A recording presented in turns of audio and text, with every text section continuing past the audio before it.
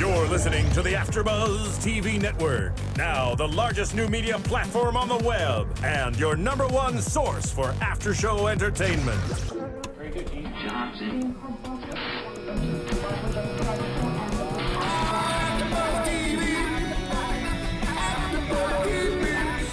The AFTERBUZZ Studios in Los Angeles, California. Presented by Maria Menounos and streaming live thanks to Akamai Technologies. This is AFTERBUZZ TV's Sherlock After Show.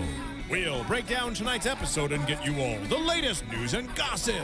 And now, another post-game wrap-up show for your favorite TV show. It's AFTERBUZZ TV's Sherlock After Show. Hey there, you Lockheads, you Sherlock fans, you Sherlock fiends. Sherlockians. Sherlockians. That's the word. I will try out new fan base names until something tickles me pink as punch. Okay?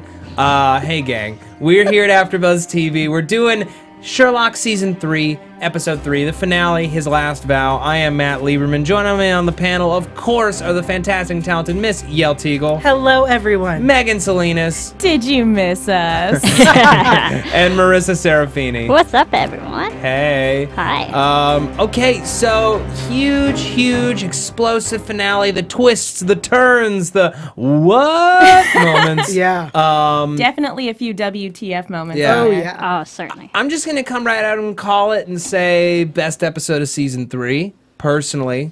I honestly, as much as I love Scandal in Belgravia, which I consider still to be the finest installment Sherlock has yet to produce, this to me was the first to like come at the crown and like really try to take it down.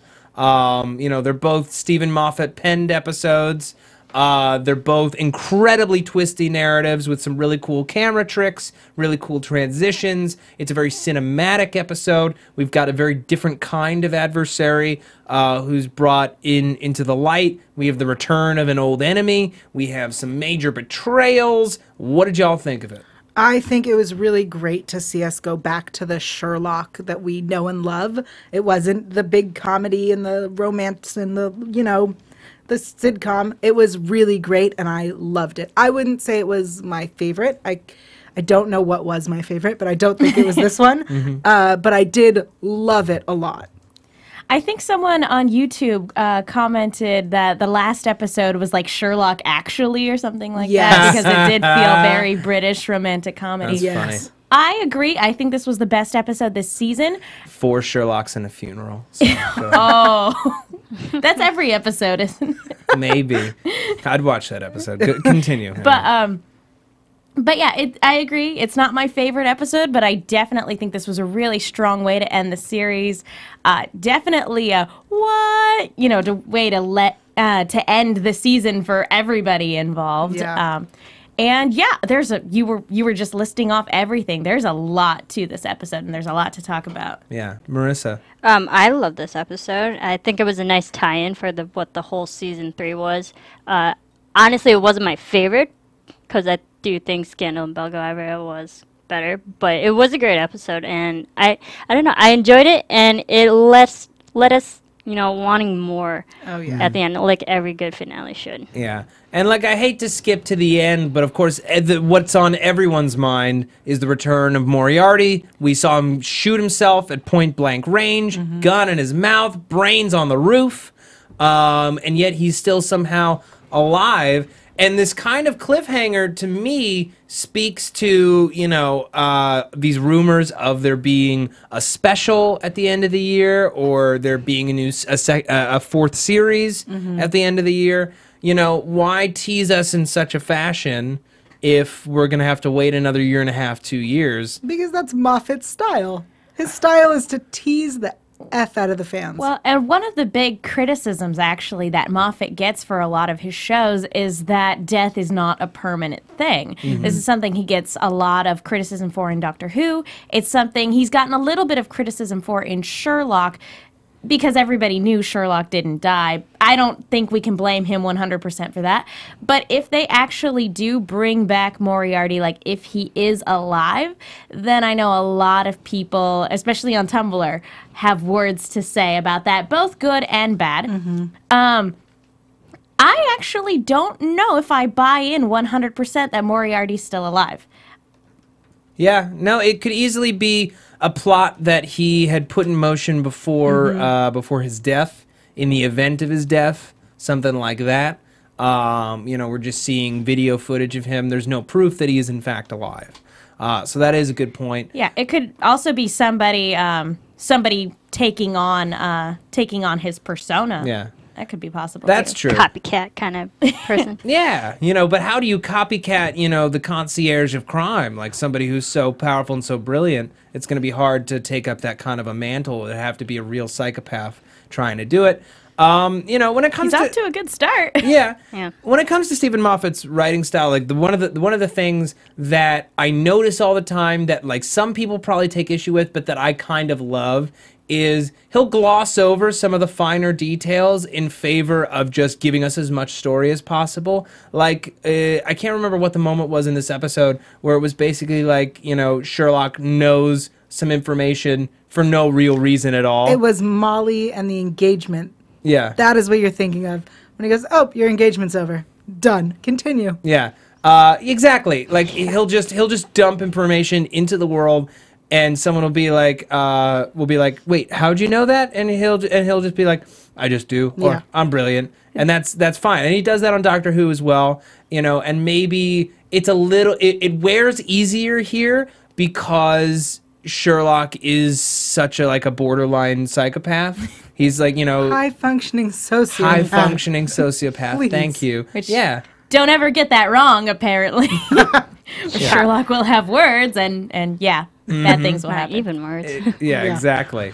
But because he's a high-functioning sociopath, and the rest of the show is grounded in reality, it's okay when he just knows more than everyone else in the room. Yeah. Versus like in Doctor Who, you need some rules. Here, I feel like you don't need as many rules because reality is providing enough rules for you. Right. I agree. Yeah. Well, going back to the beginning of the season, we never really got a straight answer as to how he survived. We have speculation, and we have what seems to be a story relayed to Anderson, but there's still debate on whether or not that was a real conversation. So the jury's still out on how exactly he was able to survive that fall. I know a lot of fans were saying that if they don't explain, if Moriarty is alive and it's not explained, then fans are going to be furious because it's going to be another event where they're like, you don't need to know. Like, Where they here's just something. sort of shrug. Am I the- do. Am That's the show. Am I the only one who doesn't care? I don't care. I don't care why he's alive. If they bring him back and they give him great material and the stakes are raised even further from season 2, I don't care how or why he's alive. I'm just glad that he's there to provide a more conflict in a great episode. But I would say that, as great as the Reichenbach fall was, Moriarty episodes aren't necessarily the best episodes that this show has produced. I don't know. I prefer the first episodes of the first 2 seasons and then this episode. Fair point. Yeah.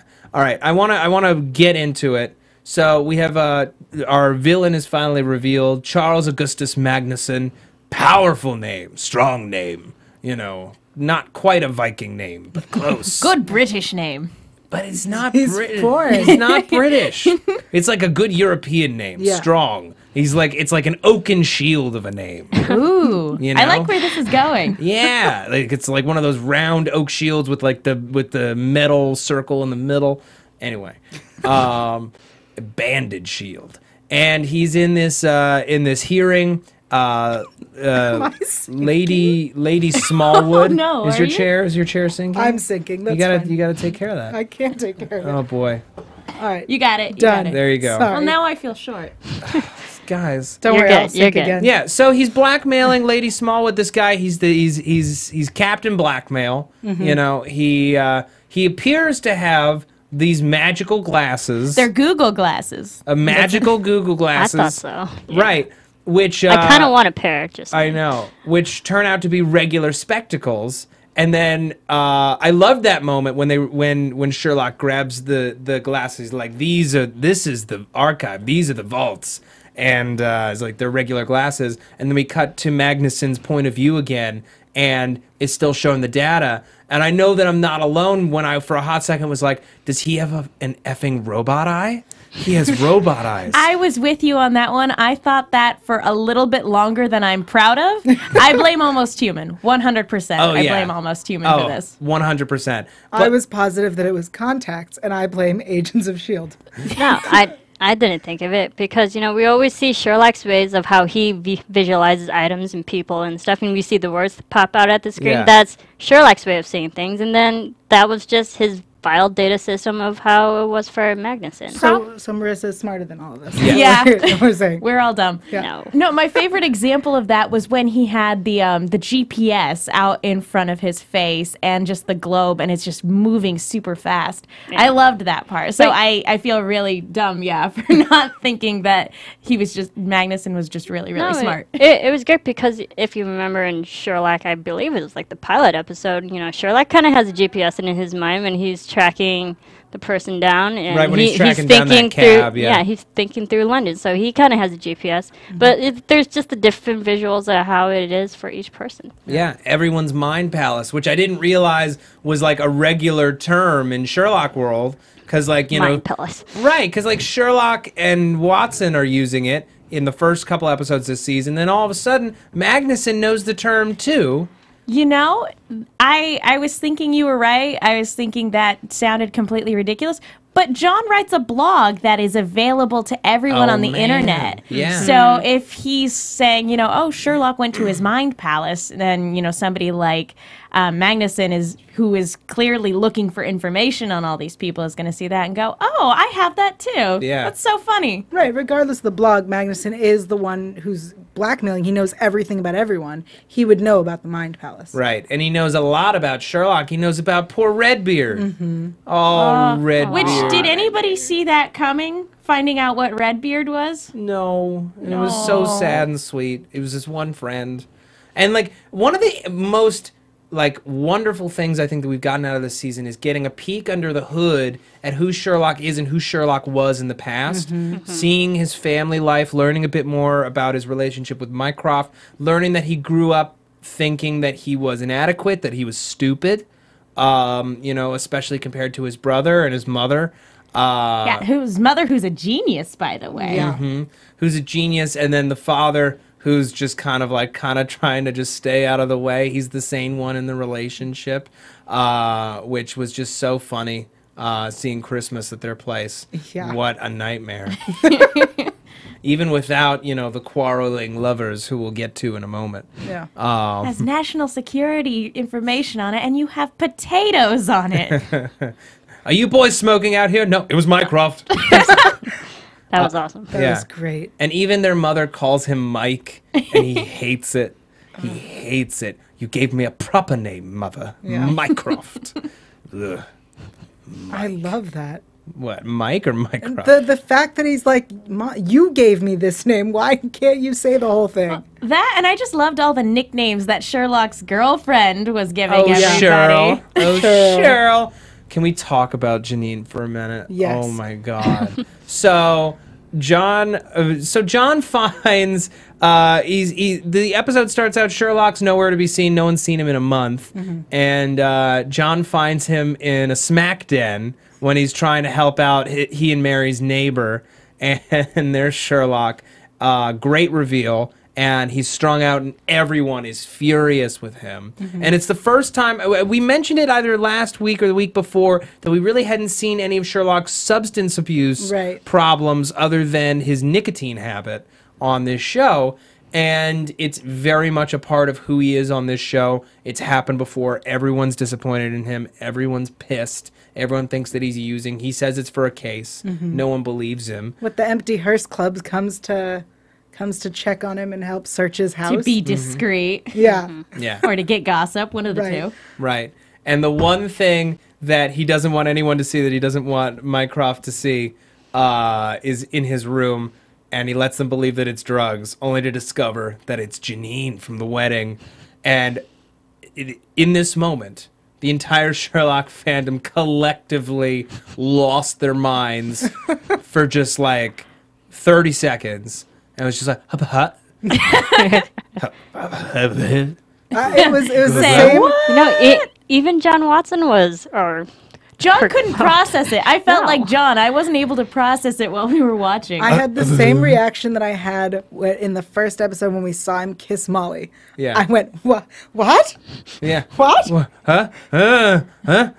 They do the thing together, and she with his shirt. What is happening right now? What show am I watching? Yeah, and I'm just like, come on, knock on my door. She'll be waiting for you, wearing my shirt too. No, this is not that show. We were all deeply bothered by it. Of course, ultimately, it was all a ruse, which is like so sociopathic and mean, because Janine really liked him. I can't believe she fell for it. Well, I mean, She fell for. Well, he's so good at what he does. He Yeah, is but- such I know, a but convincing liar. but she met the real Sherlock Yeah. at the party. And she was really digging him. That's true. I mean, that would have been the sign for me had I been her. It's just like, wow, he's acting way nicer than he was at the party. And normal. You know, like he's acting very normal. This is not a normal person. Right. I can't believe that I have this much effect on him that I would change Well, him. Yeah. surprisingly, she seemed to take it pretty well. Oh, she took it great.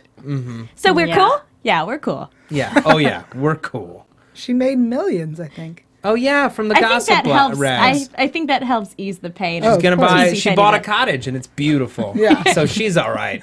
She made out okay. I think that's a thriving. pretty good. I think she came out ahead in this relationship. Right, because He like ended up in the hospital. She ended up in a cottage. and how long would she have been able to take the slum den that is his apartment in Baker Street? Right. You know, seriously. it was so sloppy. No woman of her age should be dealing with a man with an apartment that sloppy. That and poor John. He's like, you took away my chair, and he was like, it was blocking my view Yeah. of the kitchen. Oh, which made it even more heartbreaking when he's like, so why does Sherlock think that I'm going to be moving back in? My chair's back. Yeah. Oh, boy. Okay, we're getting close to that. We got a lot to talk about, the whole Mary situation. First, I'm going to talk about iTunes. We're going to give a few shout-outs. Folks, thank you so much for keeping this show #1 on AfterBuzz TV for 3 straight weeks. Yeah, you guys are awesome. You are beyond the raddest. Blows my mind. Yeah, you're the greatest, especially for a show that only has 3 episodes this season. To be on top the whole time is just the raddest. 26 ratings, all 5 stars. You're all rock stars. Thank you, thank you, thank you. But the journey does not end here, folks, for Sherlock has not been canceled. There will be more. Sherlock Holmes will return, and so will this podcast. So what can you do to help us remain strong and lean like a Magnussen shield in the off-season? I'll tell you. You go to iTunes, slap the show with a rating, give us a review. We absolutely adore it, and it means the world to us. It helps with search engine optimization. It's a crazy term that's all about how do people find certain shows. When people search Sherlock podcast, what comes up? The shows with the best ratings, with the most downloads. So go to iTunes, slap us with a rating, slap us with a review. It makes it so much easier for more people to discover our wonderful show, to talk about this wonderful show. And it means the absolute world to us. We wouldn't ask you to do it if it wasn't important. So thank you. Few shout outs, folks on iTunes who've reviewed us since last week. Nashel Lucas, or Nakel, I'm sorry if I'm messing that up. Love, 5 stars. Perfect mix of personality and serious show analysis. Michael B85, great show. Hey guys, another great show. Heads up, you're going to love episode 3. Michael, you were right. Yep. He called it. Yeah.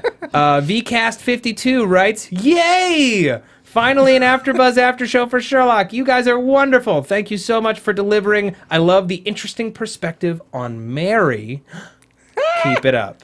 And you guys had some YouTube or Twitter. some Twitter shout And outs. then we also got another nice review, I guess, in the last couple hours. Oh, wow. Rogers Lax 24. He said, best after show. Again, you guys are hilarious and delightfully awkward at times. Yes! We do But our you know, best. we're awesome like We that. did it! We're awkward. Great. Jinx. I just want to give a shout out to people on Twitter. We've got Drama Queen AM, Anna. Yeah. Ryan Witallison. Ryan. And Lauren Laws95.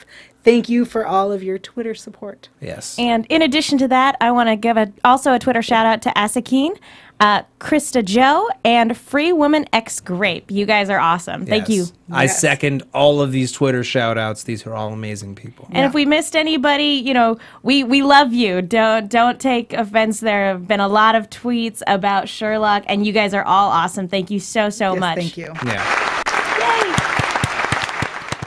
It's true. It's so true. Okay. Well, Yael called it from moment one. Mary is a liar. She's not to be trusted. The whole first half of this episode is all about John and Sherlock trying to break in to Magnussen's office, steal back these Lady Smallwood blackmail photos of her husband and this Letters. letters and the photos that the 15-year-old sent to him. Right. Racy photos. And they get to the office and find an assassin preparing to lay down the law on Mr. Magnussen. And Sherlock intervenes only to discover it is the one and only Mary Morston. Holy effing S. Dun dun dun. Bum, bum, bum, bum. So, Yael, you know, you were right. How are you feeling in this moment? Are you nervous? Are you shaking? What's going through your mind right now? All right, so I'm almost never right. So this was a huge Which is deal. like an amazing thing for you to admit on the air. Oh, and I no. love it. I will admit I'm almost never right, which is why I was so right. And I couldn't believe it. And I'm sitting at home watching, and I started swearing all sorts of profanity because I was so excited. And I want to say that I'm really glad I hadn't watched ahead. Yeah. Because I know that if I had, I wouldn't have said any of my original thoughts. So, trust me, people. When I don't trust someone, there's usually a reason. Yeah. But I'm usually and usually it's wrong. But this Exactly. time it was mostly right. As someone on Twitter or Someone said, technically, I suppose. technically you were right in that she was up to no good in her past life. She was trying to set things straight. She was trying to set things straight. CIA She was a agent. Getting out of liar. our ways. She was a liar, which was Sherlock saw it and ignored it. Yeah. She got that code, Skip code. the skip code, and she I was right, and that's what's important, guys. She remembered the hotel room in the second episode. Yes. I really, really wish we could have all watched the episode together, but scheduling this week didn't work out because at that moment I was just like, Yael was right, Yeah. and there was no one around for me to go. She was right. Yeah, that's It how I was felt. like really spot on. Yeah. It But was so scary. You were so right on that. I'm never right. But you The did say stars she was aligned. going to be a villain or working for a big bad this Yes, season. that is true. I was wrong Not about the that. case. She was trying to get rid of any remnants of her former life before John could find out. She used to be a CIA agent. She used to kill people for a living. She's not that person anymore. She's trying to be a better person, be a different person. She has this flash drive with all of her secrets on it. And John, you romantic fool, he not only did he not read it, he throws the flash drive into the flames and he embraces her, the mother of his child. And I'm like, go you, bro. Wouldn't it have been easier to step on the flash drive and not throw it in the fire? I'm just saying. No, it wouldn't have. That takes force, and fire does all the work for you. That and he'd be kind of embarrassed if he stepped on it and didn't break it, Yeah. and he had to do it a It couple looked times. pretty industrial. I don't All think. right, fine. Yeah, you know what's interesting? The actual initials AGRA. That is the Adventures of Sherlock stories.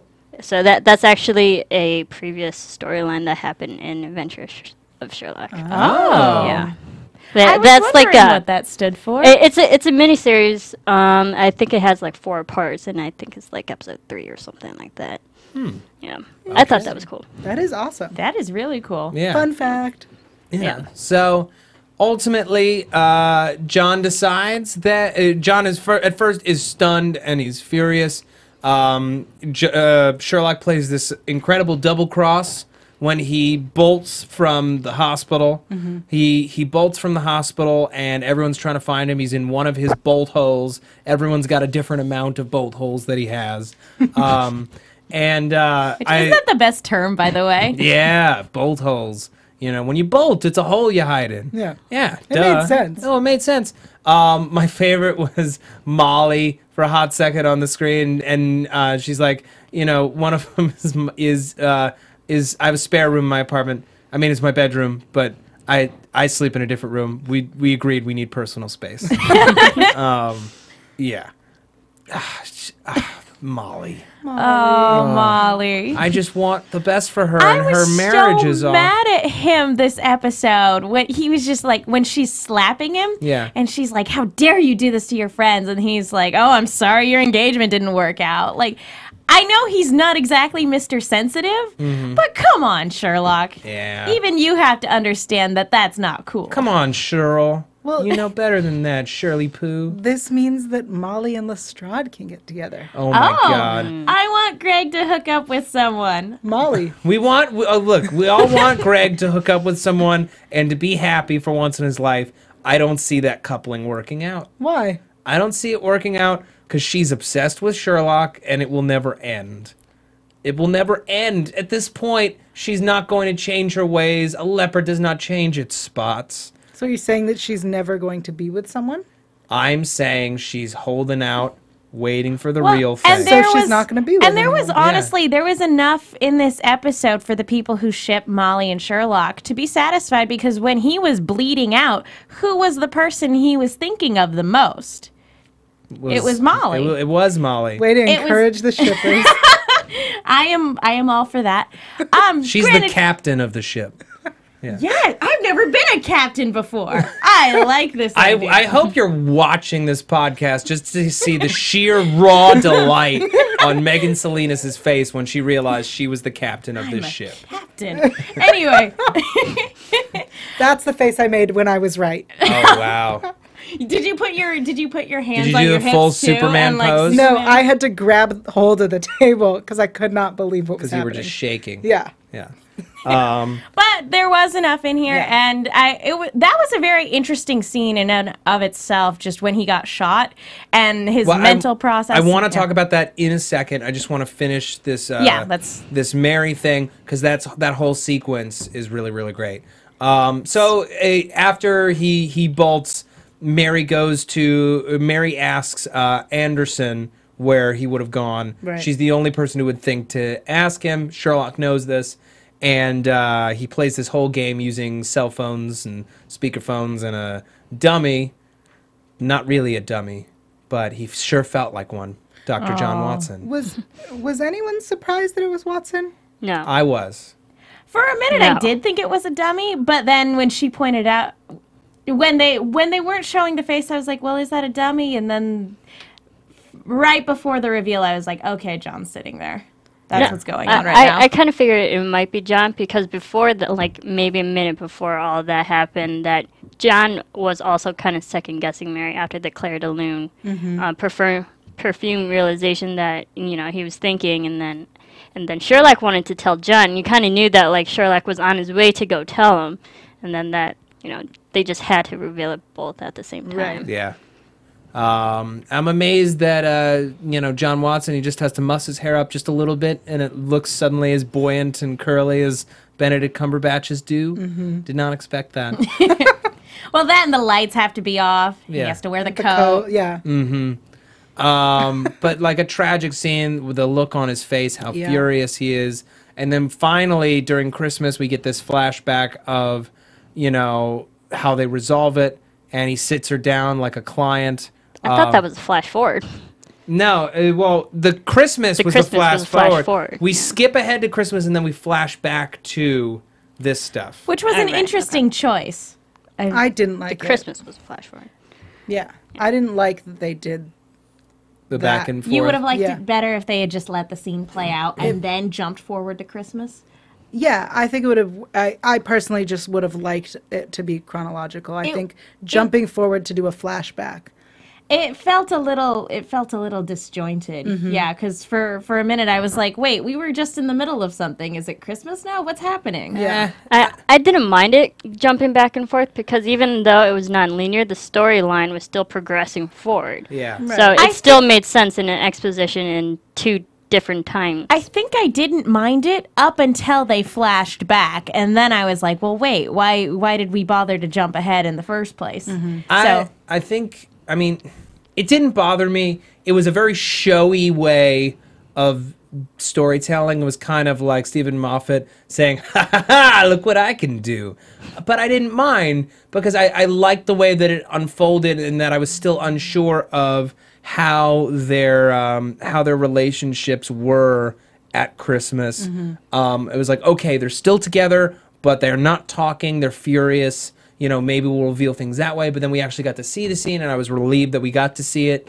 You know, it worked. It worked for me. Okay. I think there would have been more dramatic tension if they had let. I agree with you. I think Yeah. it would have been better if they had let the scene play out, and then we jump ahead to Christmas and find out, oh, you know, he's still really mad. Right. Yeah. I just want to say that I loved seeing Billy Higgins at Christmas. Oh, it was so funny. He is the greatest junkie sidekick that Protege. anyone could ask for. Yeah, I love how quickly he jumped on the Sherlock train, and that he's also kind of brilliant, which like didn't get explained, and I'm kind of wondering who he is, and I feel like somehow that's that like he's the one to be watching, and that somehow he is new Moriarty, or he's like Moriarty's little brother, or something like that, because he's like way too smart, and he's just right there. The same way that Mary was just right there. Do you know what I mean? Yeah. He's right there in the open. So Interesting. I'm gonna call it now. Billy Wiggins, you're nefarious. Ooh. Boom. What do you think the odds are of two predictions like that being right? I think the odds are good.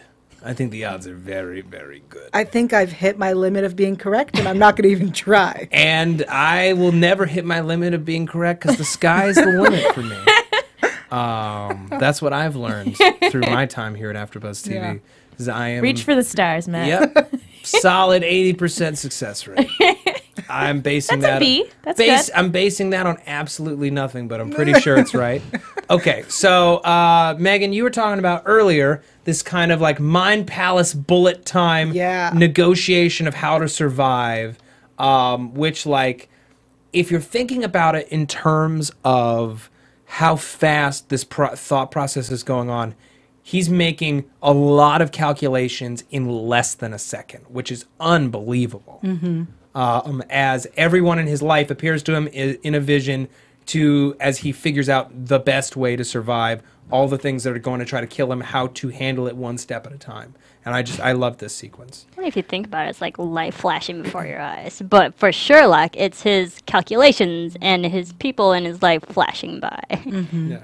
I thought it was great, like how they executed it. Very smart. That was, it was this very interesting scene, and I thought all his calculations with like, okay, what's the best way to fall forward? You know, is it better to fall forward or fall back? No. And yeah, exactly, seeing everybody in his life. I was hoping for a quick glimpse of Irene Adler in this moment, and they mention her. Moriarty mentioned her really quick. Alas, we'll have to wait till next season, I suppose. Yep. But yeah, it was very interesting to see what was able to bring him back from the brink. It was, I have to go protect my friend. You know, my friend is the one thing that's standing between me and death right now, and I have to save him. Yeah, I loved it.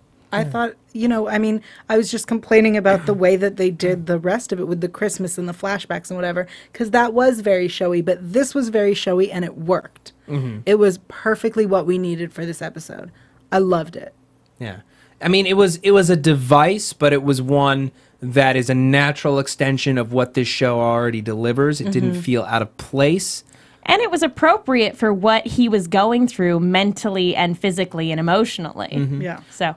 And it felt like, kind of the Sherlock take on what the Sherlock Holmes films with Robert Downey Jr. did in sort of his fight sequences. Yeah.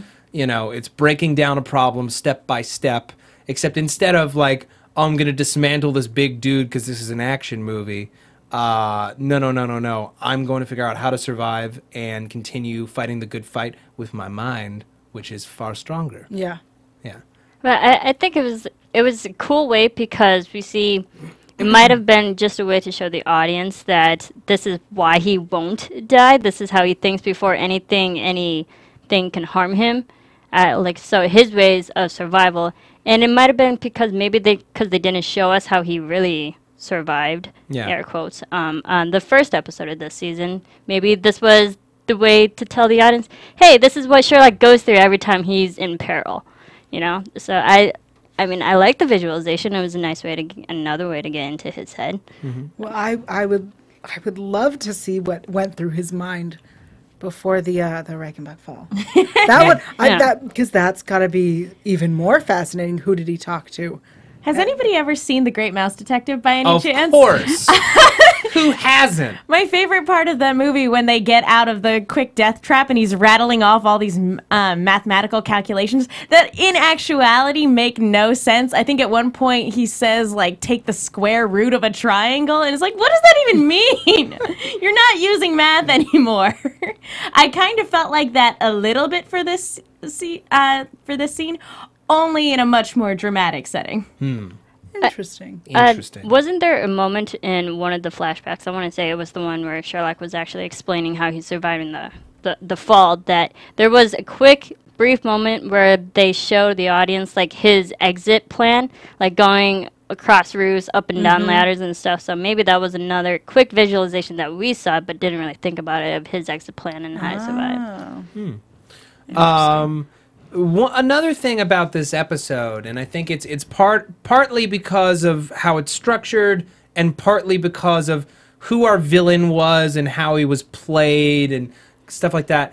This episode to me felt like a Bond film where the action was all internal and it was all emotional action instead of big action. For like just this character of Magnussen, like, felt like it felt a lot like Tomorrow Never Dies, which was also about a ruthless newspaper man who was going to he was going to use information, but he also was going to use a drill to, like, take over the world. I don't remember that movie very well. Now I want to see a scene with Magnussen petting a cat in a swivel chair. Going, no, Mr. Holmes, I expect you to die. Yeah. No, Mr. Holmes, my vault is in my mind palace. You know. You are not the only one to compare it to a Bond film. I've definitely seen a lot of articles and reviews about the episode saying that it was very Bond-esque. He's a very different, I mean, they're all obviously very super intelligent, but he's a very different than Moriarty, a different villain than Moriarty was. Yeah. Because he's all about gaining power and keeping power. He's, trying to maintain his personal status quo and continue to edge his way up the ladder, versus Moriarty, who's interested in chaos and has this obsession with Sherlock. Magnussen's obsession was more about finding a way to control him, and that's why he kidnapped John in the first episode of this season. And we finally get his rationale for that, and he's like, okay, and I'm only doing this in this roundabout way. He's only going after Mary to get to John, to get to Sherlock, to get to Mycroft. Like, that's a very roundabout way of going about things, but it worked. It 100% works. And he left Sherlock with no options. Sherlock had made a grave miscalculation in not realizing that there were no physical files of all this stuff. Which is kind of an issue. Magnussen says, I'm a newspaper man. You're wondering where all the information came from in the first place. No, I'm wondering, he's a journalist. Yeah. You need something to support your information. If you have no physical support, you are opening yourself to slanderous lawsuits. You're opening yourself up to it. However, this guy is smart enough and intimidating enough. He's a shark. He's not going to let anything pierce the veneer. He's going to make you believe that he has it, and you'll believe him. Yeah. Like, that's how they set this guy up. And I felt like he was very much like Hannibal Lecter in the beginning scenes and the end. I really did felt like that because he gets under your skin. He reads people and he's very cold and calculated like that. So I got a lot of Hannibal Lecter vibe. Which is why it's cool. He's the brother of Mads Mikkelsen who plays Hannibal on Hannibal. Yeah, there you go. Yeah, it's all related. It's all relative. It's all connected. It's all relative. Family. To take a completely different take on that, there's a quote from Sergeant Bilko, and I'm probably going to get a lot of flack for knowing a quote from Sergeant Bilko. Why? But because a lot of people don't like that movie. But they don't need, we don't need to be holding 4 aces if they think we're holding 4 aces. And that's basically his whole play. Right. It's one long bluff. He's just good enough at it and has been doing it long enough that, it's I hate to be using a Star Wars reference, but it's like, you don't need to see our identification. I'm just saying that these are not the droids you're looking for. Getting it out there, once it's something, the internet is a good testament to this. Once something is out there, regardless of whether it's true or not, it could spread like wildfire. Ugh. And even if the truth does come out later, it's enough to ruin a reputation, to ruin a career. It's enough to ruin lives. Even if the truth does come out later that, oh, yeah, I guess we messed up, or, oh, yeah, I guess our source was unreliable. Yeah. But I'm just saying, as a journalist, he needs to be able to have sources and evidence to back up his claims. Typically, journalists are also supposed to have integrity, and he does not seem journalistic to be. integrity. Yeah. But integrity's irrelevant, guys. Right. But if you think about it, there are hard copies that exist that he actually physically read to. Yeah, he would have had to see them to acquire all this information. So he may not own them himself, but they are out there. That's how he got the information in the first place. And honestly, if he tried hard enough, he could probably get anything he wanted. And even if he did say something, they're going to be like, prove it, and he's going to direct someone exactly where all those files are. Mm-hmm. Appledore. Appledore! Cool. So, Sherlock steals John Watson's gun, and blammo blasts Magnussen in the head with a bunch of witnesses watching, all these government agents, and he is sentenced to exile. MI6 style. He's going to go work on this suicide mission. He'll be dead in 6 months. Damn. Flies away. And the credits start to roll. We get the music, and it's an immediate fake out. And we get the Moriarty reveal. He's alive. OMG. But I have to admit, I don't know if he's alive. I think that's still up for debate. It's one of those we'll see things. I actually found that Sherlock shot Magnussen in the head more shocking than Moriarty coming back. Yeah. Yes. I agree. And I think the reveal of Mary and her whole story was even way more dramatic, and there was way more time to that storyline than there was to the reveal of Moriarty or even taking down Magnussen. Yep. I agree. I definitely was more shocked. Well, let me. This is just a shocking episode. Let me ask the question. So, Mary and John, we've liked them together before now. We now know her past. John seems to have forgiven her, or is trying to. He says he's going to be pissed for a long time, but he still wants her. He still loves her. How do we feel about the two of them now? At first, I wasn't really happy that he was like, nah, okay, I'm getting over it. I'm dealing with it.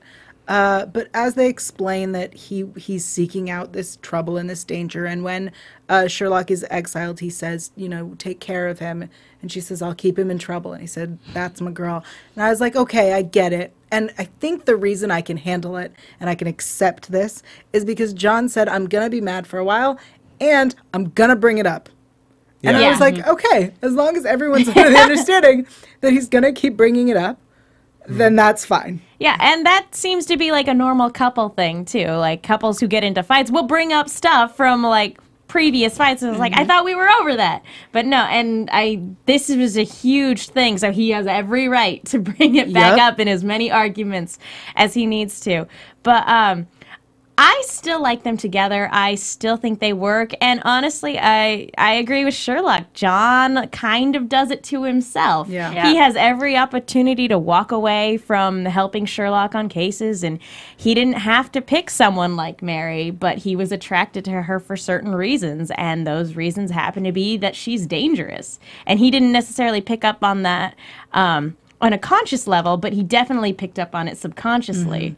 And that's why he fell for her in the first place. So John does it to himself, and if he's willing to stay after having been lied to, I think that they can work. I think they can make it work. Yeah. What do you think, Marisa? I totally agree with that. And, to go off of that, Sherlock and Mary both point out John's faults and that he's attracted to this borderline psychopath, sociopath people.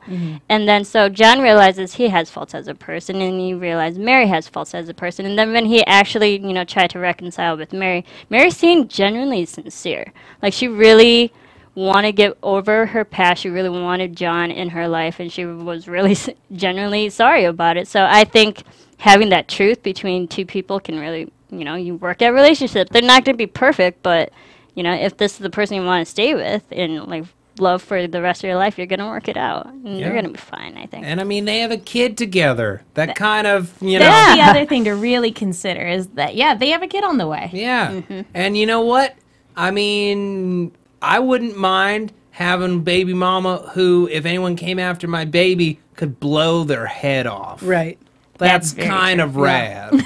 Definitely. Yeah. I mean, they're the team. Like, that's the thing is, like, she had this past life, but she was, she was in her own way. She was a soldier too. It was, a little more clandestine than what John was doing, a little less honorable because she's, she's an assassin instead of being on the front lines. Yeah, but who says that an assassin for the CIA is less honorable? I do. Okay.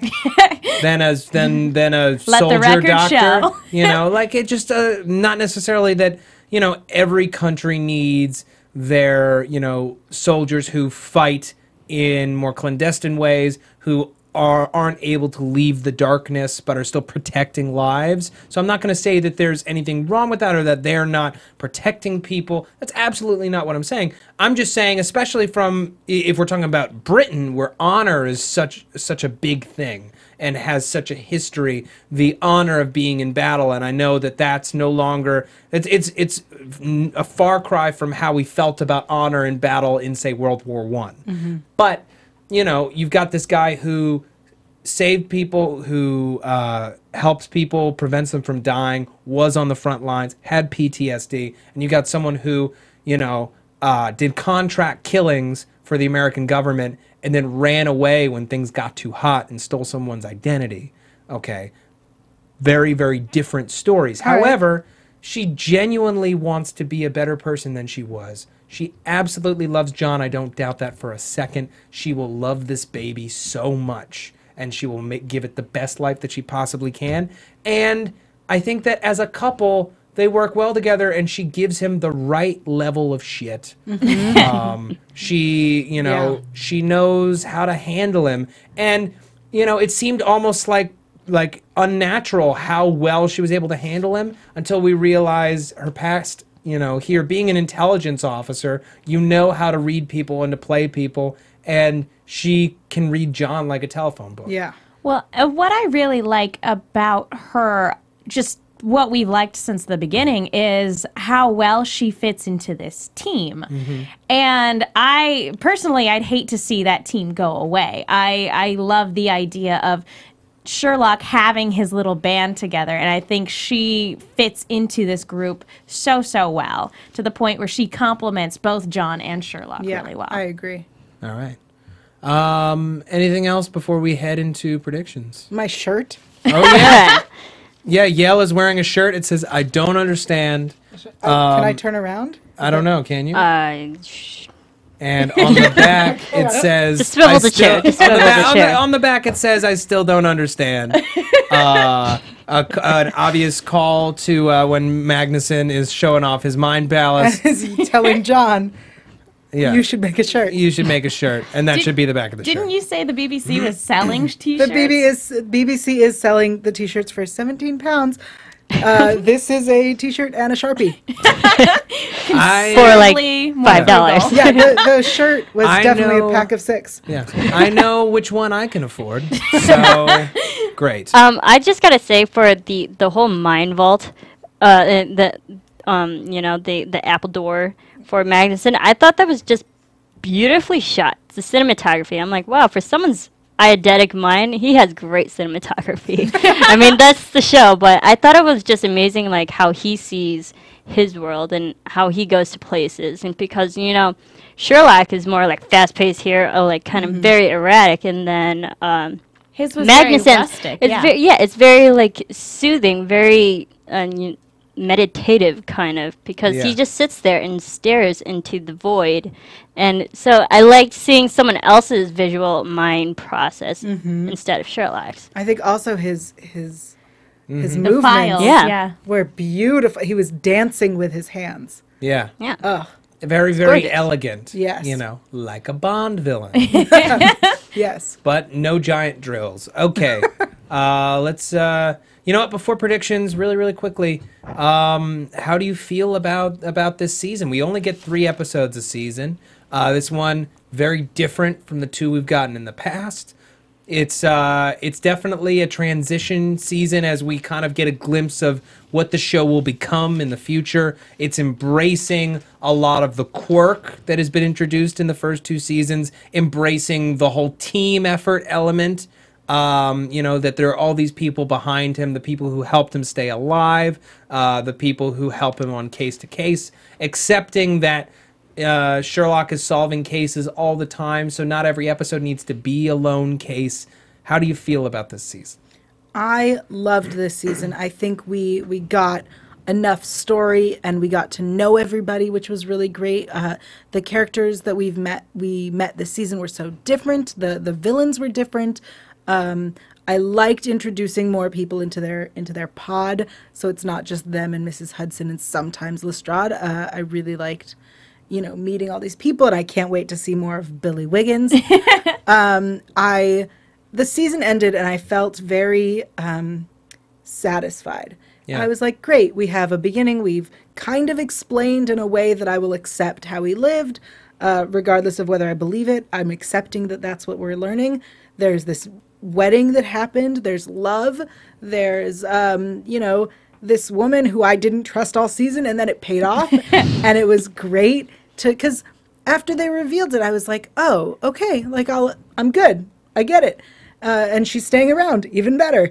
And then it ended and concluded and was great. And there was no point where I was like, well, I don't want to wait another 3 years. I understand that the Moriarty thing is supposed to be exciting and cliffhangery, but I'm like, okay, I can wait for that. That's no problem. Mm-hmm. So it was satisfying, and I loved it. And I am looking forward to more, but I'm not in a rush. All right, Megan. You're content. I like Yes. that. I really liked this season. I know a lot of people weren't super fond of the change of pace. That's a lot of the humor that was incorporated into especially the first 2 episodes. I know that put a lot of people off. I enjoyed it. I think especially after some of the hard-hitting stuff that we got in the Reichenbach Fall, I think it was a nice bit of levity. And I agree with you. This season wrapped up really well. Stuff that was incorporated in episode 1 paid off. And I like that episode 1 was very much, we're getting the band back together. And they did. They brought back everybody I really cared about. They brought back Molly and Lestrade. And they show that this is Sherlock's family. And we actually get information on his actual family. Yeah. So I thought a lot of great character insight this season, a lot of funny stuff, even though that didn't necessarily jive with a lot of people, and a lot of payoff from the stuff that, is introduced to the stuff we wrap up with. I think that's great. I'm kind of with you guys on the Moriarty stuff. I don't buy 100% that he's back. I think it's great that there's something to carry us into the next season, and that it brought Sherlock back literally after 4 minutes to save him from exile. Yeah. So I again, it's one of those things where I am content. I am with Yael. Yeah. All right, Marisa. I agree with both of you as of right now, because with the Moriarty thing, we can wait because that's someone we've already seen before. Had they opened up a whole new case, I think it would have been more cliffhanger esque. And but I liked the pace of season 3. Yes, it was faster. It was a little bit more erratic and all over the place. But I loved how Sherlock's character got more developed. We saw his family and his background, where he's from, and we saw his pressure points, his weaknesses. I mean, we all kind of knew that, but they were more touched upon this season. And then we also, we see his character growth and his humor, because he's making light of things now, which he's just a little bit more personable. And maybe, John is rubbing off on him. All these people are rubbing off on him. Yeah, I don't think he would have been like that if it hadn't been for John's friendship. No, and I don't think audiences as a whole would still be attached to someone who's as sociopathic as he claims that he is. We'll keep watching Sherlock because he's fascinating. And he solves all these crimes in an amazing way, but why would we like a character and root for a protagonist when he's not, kind and sociable in that sense? So I liked how they're making Sherlock a more genuine guy. Yeah. And overall, I did enjoy this season. And, the season's actually out on DVD February 11th. Oh, wow. 2014. Wow. If you're looking Fast. for a Valentine's Day present. Yeah, perfect timing. So we can watch these episodes again in the not too distant future. Beautiful. All right, let's do some formal predictions. We're gonna get out of here. And now, your AfterBuzz TV predictions. Okay. Now I know I normally go last, but I just want to point something out before I hand it over to everybody, and then I'll finish it. So. The final bit of this episode takes place on Christmas Day. On Christmas Day, when they deal with Magnussen, and then Sherlock shoots him. I have to assume that sending Sherlock out of the country happens in the next couple of days, if not the day after, because they need to get rid of him quickly before there's an inquiry. So if we do wind up getting a special, a Christmas special or a special on New Year's, it would make sense because the cliffhanger is at Christmas time. I'm going to say that, and then I'm going to let everybody go, and then I'm going to finish my predictions. Yeah. Well, now I'm all thinking. Hold on. Okay. Yes to that. And also, I think that Moriarty is not alive. I think that either he set something up that he was like, great, this will happen, or that someone else is working, maybe Billy. Everything we've said so far. Those are my theories. The baby's gonna come, I think, within the next, either the special or by the second episode of the next season. I think that is it. I'm going to maintain what I said since the beginning of the episode. I don't think Moriarty's still alive. I think this is something that he hatched either before he died or it's somebody else taking up the mantle. One of the two. I also think that the baby's going to come. I think it's going to be a girl, and they're going to name her Cheryl or Cheryl, something along those lines. Or Shirley. I love that. That's my prediction. Okay.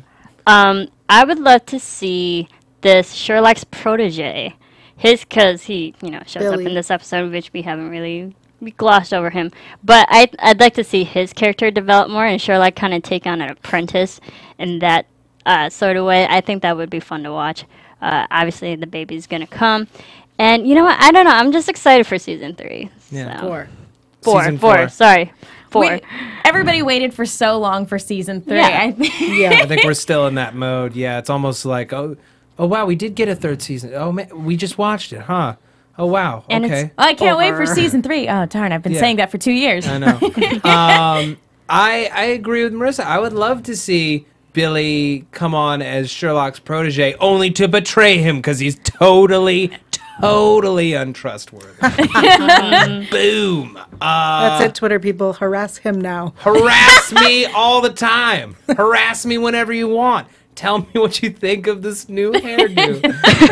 I'm trying Doing that right now. I'm debating. I'm debating about it. It's weird.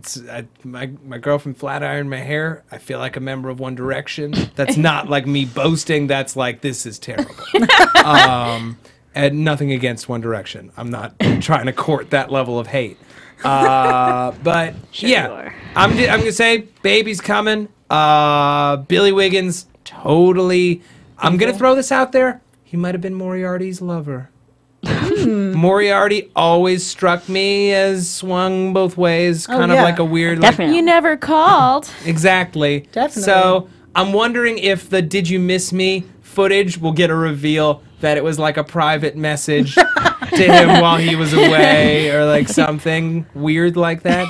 I could be totally off base, That'd be but hilarious. that would be hilarious. Okay. Wait. I just want to say I think Irene will be back next season. Yes, I was That gonna is- say that Good is prediction. Irene. Okay. Hopefully naked. That's enough. Okay, yeah, there will never be enough of that. But that's all for us this season. Thank you so much for watching or listening all season long. You've been the best.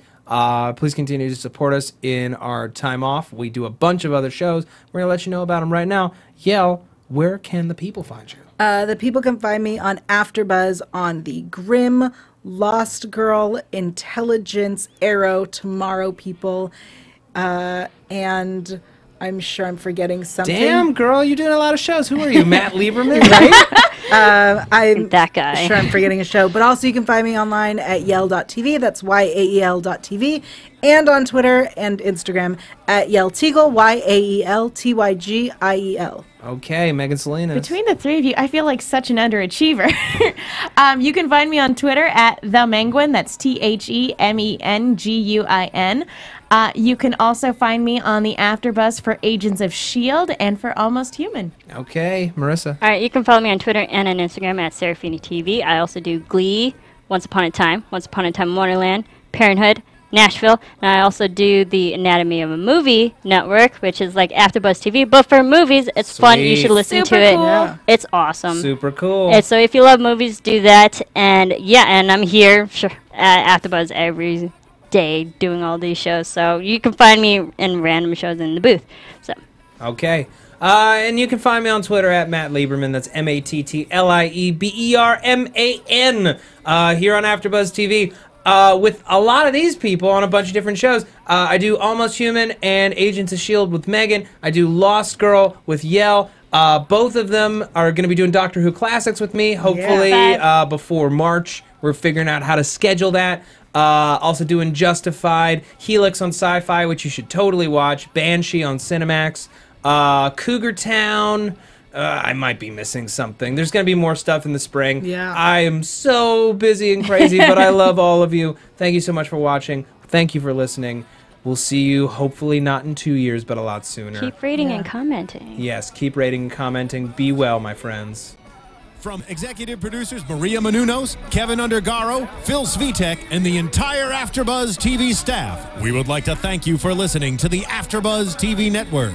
To watch or listen to other after shows and post comments or questions, be sure to visit AfterBuzzTV.com. I'm Sir Richard Wentworth, and this has been a presentation of AfterBuzz TV. Buzz you later. The views expressed herein are those of the hosts only and do not necessarily reflect the views of AfterBuzz TV or its owners or principals. Thank you for watching AfterBuzz TV on YouTube. For more of your favorite after shows and interviews, subscribe to our channel here, and be sure to share your opinion on the episode in the comment section below here. We'd love to see what you guys are buzzing about. Thanks again. Buzz you later.